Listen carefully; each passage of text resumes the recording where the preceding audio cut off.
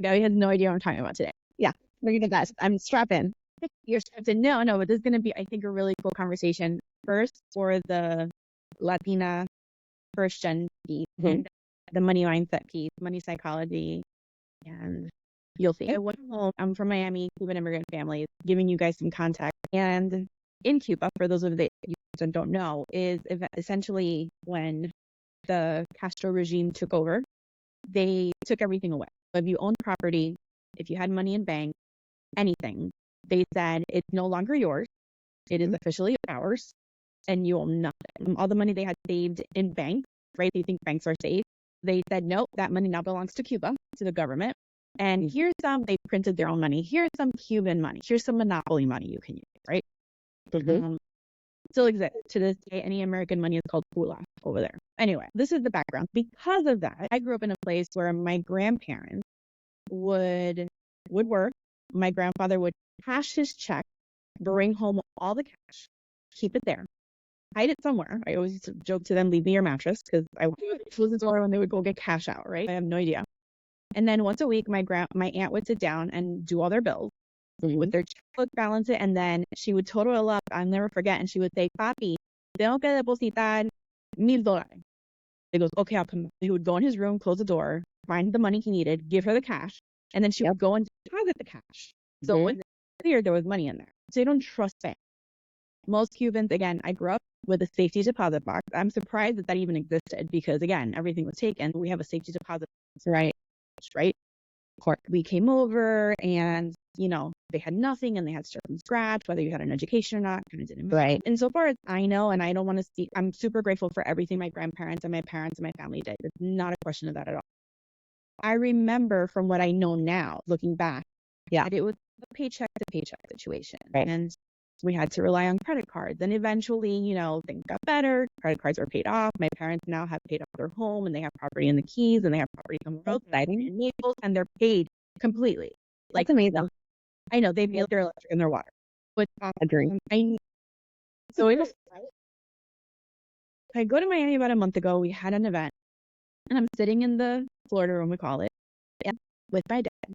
And he starts talking about the stock market. Remember, I because of the way that I viewed things or heard things, the stock market was literally you're burning your money. You don't work hard.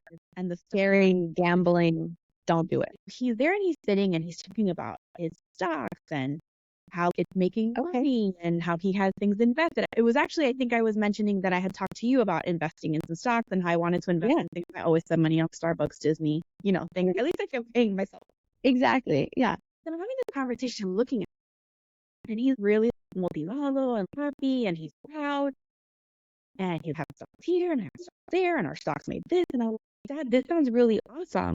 I grew up, I remember being scared of stocks to this day. I'm scared of stocks. We just started having this conversation together because to me, that's being dumb. You're throwing away money. You're burning. Exactly. Literally again. You're letting them take it away from you, basically. You might as well drink and go on a bender in Vegas. Yeah, exactly. I'm looking at it here amazed because I'm, hold on, I've been thinking about stocks and I've always wondered about them. He said, and how can you just, I'm happy for you, but my belief system comes from you and Can you catch me up here? How did we get here? Take me on this journey with you. Yeah. How did we bridge this? Because I go there and now I'm kind of hesitant, but the person who taught me to be fearful of it is now embracing it and I love that. Right? Exactly. This is the psychology piece I want to talk about with you. Yeah. Long story short, my parents were gifted stock. Okay. They weren't gifted money. They were gifted stock ownership. Yeah. And then they let that grow and then they reinvested whatever winnings they had in there. Sure. Into their dividends. That's awesome. Okay. My question was, and I said, I was trying to do it delicately. I'm not judging and I don't want you to get defensive. I said, would you have ever invested in stock on your own? Right. And he said, well, yeah, I have. No, that's the first step. Did you? Because I think even if somebody gifted him the money to say, here, do it in the stock, I don't think it would have been, I have this to do. Yes. I think out of respect, right? If somebody did that, I think he would have followed through. But I think part of him would have been like, I really need to get this. This is a sure. Yeah. Because again, the belief system. And he goes, well, no, I guess not. If that person wouldn't have gifted me that, I would have never started. I love the honesty, the self-reflection, being, No, you're right. This is probably it. And I'm always like a huge believer, like even with my kids, we don't know everything. We're parents, we're figuring it out. Right. Like I apologize to my kids. I'm huge on that, things that I never like experienced growing up. Yeah. And I've lived 43 years Mm-hmm. of investing in something. Mm-hmm. I'm so grateful for this growth and opportunity for them because they're doing really well. And apparently it's awesome. Apparently it's going really well. Yeah. And I wanted to talk today about the impact of our intergenerational trauma. I figured this was good for both of us. Yeah, absolutely. How much mirroring from the people in our circle, right? Whoever they are, parents, Right. grandparents, older siblings, how we're affected, influenced by them. Yeah, absolutely. The beauty and the challenge in changing mindset. If I ever went to him and said, hey, I want to invest in stock, then I can never imagine him being like, yeah, okay, great for you. Do it. That makes sense. It's going to grow. No, Not permission, almost this second of, is this okay? Right? Well, and I guess it is kind of permission, right? and it's approval for this part, not for other things in life, but for this money investment. It's a risk. You kind of know. And I feel like you're also touching around another contextual issue for us culturally. We are so family oriented and we're so respectful of our elders. And we're also touching on this kind of a dynamic that we have with our parents where it's not directly permission. Hey, can I do this? But we do look for them for approval oftentimes, right? Exactly. And if you had approached your dad and been like, hey, I want to invest in this, and this was before his total mindset switch, he probably would have been, that's stupid. Don't do that. That's, you know what I mean? All of the scripts that you normally had. Would that have discouraged you? Probably. Would that have stopped you? Maybe, right? And it's so important that we kind of take a step back and acknowledge the context that we're in. What dynamics, what habits are we playing out? And at the end of the day, do they serve us, right? And I think it's so interesting, the psychology and the intertwining of finances, because if you really think about it, personal finance is just based on habit, and habit is just behavior, right? I mean, you know so much more about behavior and what creates this and what are our triggers and all of this stuff, right? But there's also that quote, we're the average of the 5 people we spend the most time with, right? And we see kind of these groups. And when I'm approaching coaching, when I'm talking, digging in, okay, you defined an issue with overspending. Talk to me about what your circle is. What do your friends do? What does your family to do? What do you see oftentimes? Okay, we're kind of impulsive and not judging again. We're just looking at it from a factual lens, not from a judgment lens. Everybody's kind of impulsive. They really to eat out, or they'll be, oh, you know what? I'm free next week. Let's go to Tulum all of a sudden. Okay. This is, again, we're going to mirror those habits that we all have within each other because we're kind of all collectively giving each other permission to be in this way. But either we will surround ourselves and be people that are encouraging kind of positive habits, right? Or we're encouraging habits that maybe feel good in the moment, but not necessarily in the long run. Yeah. It's super interesting to talk about. Oh my gosh, crazy. And again, without judgment, I understand maybe all my training in school, right? Right. Completely understand. If you're living paycheck to paycheck, there is no way that you would gamble your money. No, exactly. Saving for an emergency, you just don't have it. Yeah. You're relying on credit cards to make up some of the bills in your right. home, right? I understand where everything comes from. Yeah, absolutely. I just recently heard, have you ever heard of Cody Sanchez? Of course, yes. Oh, well, love Cody Sanchez. Just found out about her a month ago. Oh my yeah, for sure. I just saw something she posted, and it was, we are affected. Listen to this. Our socioeconomic future success isn't measured by the socioeconomic of how we were raised, but who we spend our time with in the future. So it's who we're rubbing shoulders with, access to opportunity, and whether or not they have and money. Exactly. But it's not just, it's good, right? You're not predestined. We're not stagnant necessarily, right? Yeah. But I also think of my kids too. Who am I surrounding them with? My kids go to a very affluent school, and the cars and the pickup line, Rolls Royce. I couldn't afford a Rolls Royce for my wedding to rent. Like, people are humble and grounded. But we are making sure that their school's in a safe area, that we live in a safe area, that the kids are going to school with them. Not perfect, but they definitely, it's that same thing that she's setting up. just who are you surrounded yourself with, and who are we choosing to surround ourselves with? Exactly. And for me, it's not just about money. Like well, you know me, I'm all about referrals. And you said once Right. to me, I'll forget, if you're so big on relationships, then I am. Yeah. You also want to be with people that want the same type of life you want. And I'm not even talking about money. I'm talking about like aspiration. No, absolutely. Like, one day I want to be a millionaire. One day I want to like give back to my like that you have the same concept of giving back in a different way or living a certain lifestyle. Like Absolutely. experience versus like flashy stuff.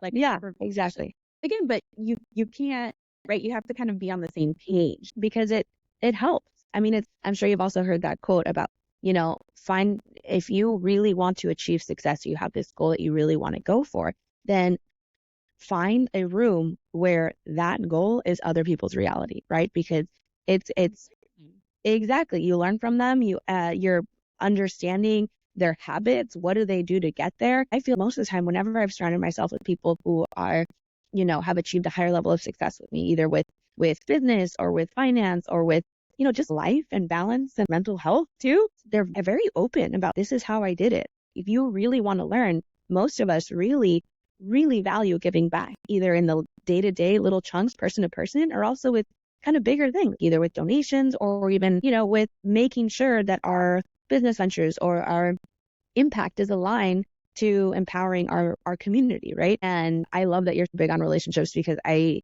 think that's been also a big growing learning opportunity for me, is that, we hear all the time, your network is your net worth, right? Or something like that. And I never necessarily directly understood it as the power of relationships that you can have. Like when you're truly aligned, it's much easier to achieve greater impact because you're working in synchronicity. Yeah, exactly. And it's genuine. It's not a tit for tat. It's not transactional or anything like that. No, lo estamos haciendo todo juntos, en comunidad todo es posible. Everything, we can do this all together, kind of a thing. And it's mutually beneficial because it's 100% aligned, essentially. Question for you, based on the story that I shared with you. Yeah. Beautiful. Give me the story, of course. What tips would you give somebody in a similar position, or maybe in how do you speak to them to kind of navigate the inner conflict of I'm interested in, and we'll talk specifically about stocks, right? Right. Interested in this world, but I was told it's not good and I'm scared. What would you tell if you were coaching somebody? And this has happened, by the way. A lot of my clients are also first gen, Latinx background, and there is some of that. And the script specifically of investing is gambling, I see where it comes from. And then I give the example of, okay, you're right. If I'm going to log into my Charles Schwab, which is where I have my Roth IRA, and I'm scrolling and these letters put together, BX, or whatever. I'm just making this up. That sounds good. You're right. That's gambling. I have no idea what that company is. I have no idea nothing about it. I just kind of picked one randomly. That is gambling. But investing is actually a research proven strategic plan that we have, right? And if we look across data, the stock market has consistently yielded 10% every year for the last 50 years. Now, granted, that doesn't mean it's always just, boop, it's not a direct positive slope, right? It's a graph. Think about when you were in high school and it was, first it went up, then it came down a little bit, then it went up, then it came down a lot, then it went up. But the whole point is that the positive, the trajectory overall is positive. And then we talk about, okay, how old are we? How much of a time horizon? Are you trying to make a quick buck? Because you're right. I don't think we should do that. That doesn't make sense, right? But it's a long game. Exactly. It's the long game. Please disclose that history wasn't my absolute favorite. Don't dive into a lot of topics. Again, correlation of how I grew up and what I learned and what I was exposed to. And then the stock market. Yeah. And suicide and widows. And how do you, again, change that trauma? Because I tell people, too, you don't have to be around or born at the time where trauma occurs. Right. The exposure of it, the hearing about it is as impactful. When I think of stock market crash, people died, committed suicide, things are bad. Women were left alone and widowed, raising a family of 6 with nothing. How do you change that? American experience, right? Because I'm bridging both. And then we talk about, okay, let's root it in education. Let's root it in some facts. Yes, you're right. Those things happen, but they're a little bit anecdotal, right? Let's look at the whole picture. Let's zoom out. I'm not diminishing that experience because it's very real, but let's zoom out again. Let's point to where those stock market crashes happen. And now let's put it into your context, right? You specifically, let's say we started getting you to invest $100 a month, okay? Those $100 a month, do you need them right now? Obviously, we're not having this conversation if we're at the intense paycheck to paycheck, barely surviving, right? We're at the wealth accumulation. We're like curious. Exactly. Not living paycheck. In theory, no, those $100 we can let go of. And okay, worst case scenario, absolute worst case scenario, these $100 that you invested every month, they lost value for 2 years. What would happen? What would happen, right? What would directly happen to you? Well, I would get kind of stressed out. I would get anxious. I would feel it was a bad idea. And I was okay.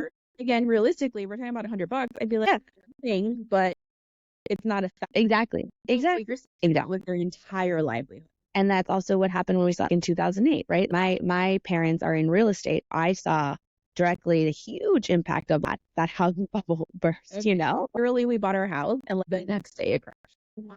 Yeah, and we had to write a check to the state of New Jersey when we moved because we were under. Yeah, no, it happened much foreclosures after foreclosures. It was kind of the closest in our generation to the yeah. And I think what happens is, I want to acknowledge that I'm not necessarily a real estate expert, right? But I think what happens is we'll start to kind of just jump on a bandwagon of, oh, this makes sense. Let me just do it. No big deal, whatever, right? And we're not doing our own individual due diligence of, let me map this out. How does this happen? Nobody is suggesting that you take 100% of your income and you invest it, right? You need money to live, right? But now if we've got a long time horizon, and this is where that piece, again, we've zoomed out, we understand that for 2 years, we kind of lost value. And now we keep going, we move forward. Now imagine if you had invested in, tech companies during the dot-com era, right? The dot-com bubble in 99, when that burst and people lost a lot of money. But if you kept investing in that, what do you think your Google and your Apple and your Amazon are worth now, right? And there's this kind of flip of it. And again, I don't want to diminish people's experiences who have gone through significant impact during those times, but there's kind of this little flip that we use in the finance world where it's when there's a little bit of a recession or where there's a dip, your stocks are on sale. Keep buying, just don't stop. And that's the whole thing. You go back to success in general, right? Have you heard any of those quotes where it's like, the secret to success is just don't stop showing up. Don't quit, because you just kind of have to out-stubborn your failure, right? Or your pivots, right? It equals long-term gain.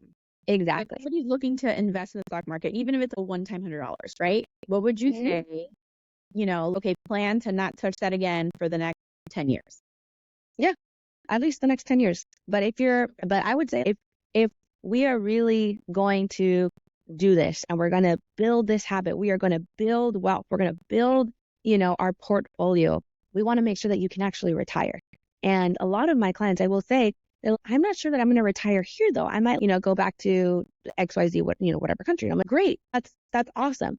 But what we do know for sure is that you'd like to retire, right? 100% you want to retire, and sure, you might end up moving to Ecuador, or to Ghana, whatever, right?